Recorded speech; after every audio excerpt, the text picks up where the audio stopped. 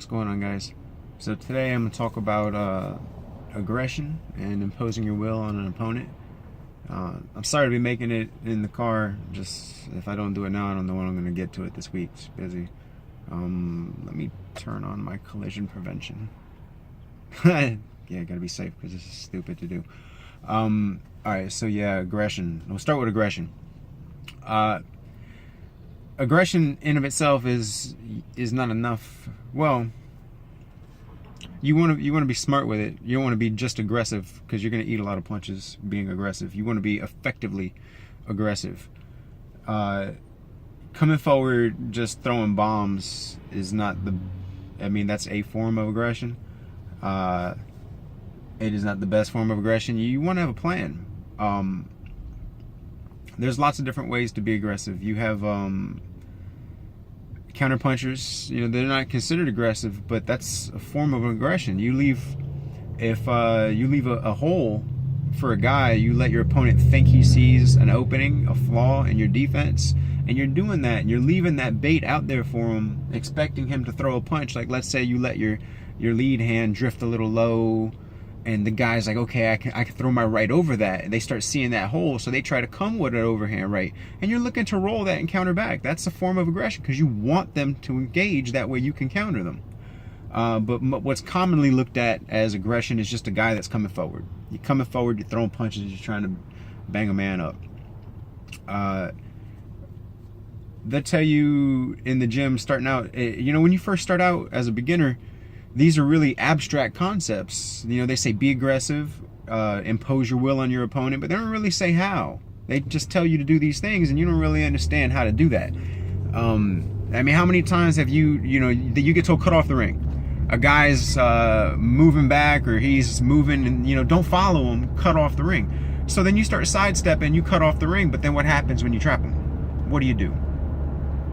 No, you don't know what to do. You cut off the ring, now you got him in front of you, now what? You need to have a plan for what you're going to do when you cut off that ring. And that's, drilled in practice. You want to have certain combinations. You want to have punches, tools that you want to apply in that moment where you do cut off the ring and you are engaging. You want to know what you're going to do.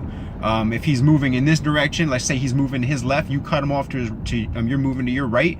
You look to intercept him. You want to come with a right hand. You want to go to the body and then come up top. You want to have an idea of how you're going to engage him once you've cut off that ring. It's effective aggression, not just coming forward, throwing punches, and then probably eating punches of your own. It's almost more of an intermediate to advanced concept because, it's not until you've built that experience and you've got that training in there that you understand how to effectively apply that aggression. That's very important. That just comes with time. If you have a guy that's very aggressive in front of you, and again, he may not be effective with it, but that's up to you. If your opponent's a very aggressive fighter, he's just going to come forward and try to put his head in your chest. If you allow him to do that, then now you're fighting his fight, which is also would bring us to imposing your will, but I'm gonna give that a minute. Because that guy is fighting his fight and you're letting him do it. If you're not able to laterally move and punch in spots, look for holes, don't let him set himself. Take half steps, not full steps, because you want to be able to move, you want to be elusive. If he's coming forward and you're moving just straight back and your head's always in the same place, he's going to catch you because your head's in one spot. You want to move. You don't have to be, Pernell Whitaker. Just try to be evasive. You don't have to be the best. Just try. If you got some movement going on and you're just trying to slip here and there and just moving your head around, man, that's usually good enough. It's at least a good start.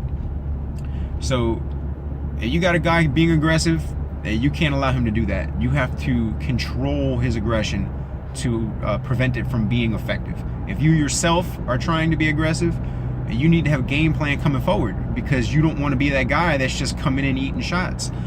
Perfect example of this is Yoshihiro Kamegai versus Miguel Cotto. This man is wildly aggressive. I say wildly as in not that he's wild, he's very controlled, he's a good fighter, but just like off the charts. I mean, this dude just comes forward. That's the only gear that dude got. He's coming straight forward. Also imposing his will. He forced Miguel Cotto to fight his fight. The problem was that was a huge mismatch. And Miguel Cotto was absolutely happy to fight his fight with him and beat him up doing it. And at the same time, Miguel Cotto could have beat him up from the outside too. There really wasn't much Kamegai could have done with it. But the man had guts. And he had an intelligent and an effective way of applying his pressure, his aggression, and imposing his game plan. The problem was Cotto was just better than him at it. So Cotto was A-okay with fighting that fight.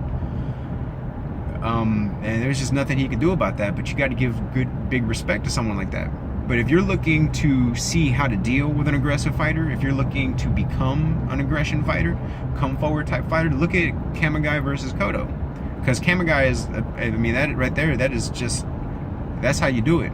You just, when you get in there, you want, like I said, Kamegai it was a mismatch. He was just not on Cotto's level boxing-wise. They got to the inside, Cotto just had to answer for everything. That experience, he knew what to do. So there you go. We want to talk about imposing our will. That's another thing that they just say. It's just a kind of almost an abstract concept. When you're starting out, they say impose your will. I mean, really what they mean is fight your fight. Fight when you're ready to fight.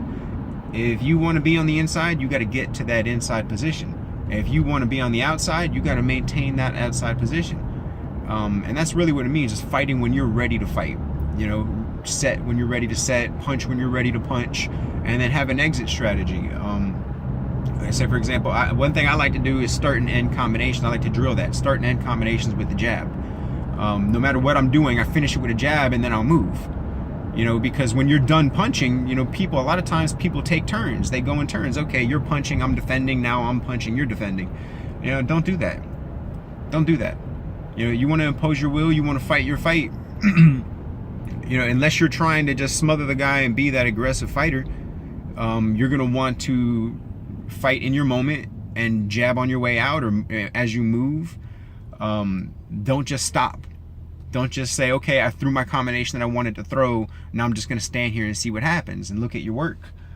You want to punch and fight when you're ready to fight, and then move out of there safely. Occupy him with that jab on your way out into a new position. Let him come find you. And then, box again when you're ready to box. That's really a lot of what they're talking about when they say impose your will on your opponent. They really mean just fight your fight. Fight when you're ready to fight. Dictate the pace yourself. Because the guy you're fighting, you don't want to let him, if you fight on his terms, he's going to punch when he's set. He's going to start to run through the combinations that he's used to running through. You get like a slick guy that drops his hands and he's doing all this and bobbing his head. I'm driving, I can't really demonstrate. But, a guy like that, he might have experience doing that. He's comfortable doing that. And the head's a small target. Hey, man, he might be real good. You just sit there and miss and miss and miss. Well, if you allow him to sucker you into that, then you're fighting his fight. The dude wants you punching at his head, which is being very elusive at that moment. And you're doing it. So he, in a sense, he's imposing his will on you. Now, you don't fall for that. You start going to the body, feint, draw him out, see what he does. Move laterally, force him to move. Because a lot of times when you see those dudes and they're jucking and diving with their head, they can't do that while they're stepping. They can't move laterally. They're not gonna be able to come around, move forward, and do all that at the same time. They do that when they're planted. Force them to move, and then see if they get away with that. Don't fall into their trap and let them control and dictate the pace of the fight. A lot of time when you hear imposing your will, that's what they're talking about. Fight when you're ready to fight. Fight your fight. Boxing, a lot of it is mental. So much of it is just mental. Being aggressive, it takes mental strength to come forward knowing you're going to eat shots. You're going to eat shots because you're coming straight ahead. Whoever you're fighting knows exactly where to find you, right in front of them. Dealing with an aggressive fighter when you don't want to be in there, mixing it up, getting into rough exchanges, getting rough in there, leaning on a guy, pushing each other around and trying to turn each other. That's difficult in its own way. Especially if you're a heavyweight where you get these huge guys leaning down on top of you. It's exhausting. Because your natural impulse is to stand yourself back up, is to push up against them. And it's just exhausting. 250 pounds, 6'5" dude leaning on your back, man, it'll wear you out. you know, and then as soon as you try to get space, they're punching in that opening. It takes a lot of mental strength to fight, period. Any type of fight, whether you're a boxer, whether you're an aggressive fighter, whatever it is. And imposing your will is another form of that. You got to be disciplined. You got to be disciplined to see what your opponent's doing, be very cool, think, move, and plan all that on the fly, because in boxing, you know, you don't get a redo. You know, you got to figure it out, otherwise you're going to lose. You know, and you can get hurt. So it takes a lot of practice. There's a lot that goes into boxing. I'm wandering now. I'm going off subject. It's just it feels like when I'm talking strategy and I'm talking about the cerebral side of boxing, you know, you could be here all day talking about it. There's just so much that goes into it. Boxing requires so much. It requires you to have mental toughness, physical toughness, conditioning, speed, strength, man, skills. It's a brutal sport. It requires a lot, and that's why so few make it to the top and are successful doing it. So I'm sorry if I went off course here. I'm gonna go ahead and I'm gonna cut this one short because I'm almost at the gym and I got my own work to do. So I hope this video was helpful for you guys. If there was anything that I should have covered or didn't think to cover, go ahead and let me know in the comments, and I'll see you guys on the next one.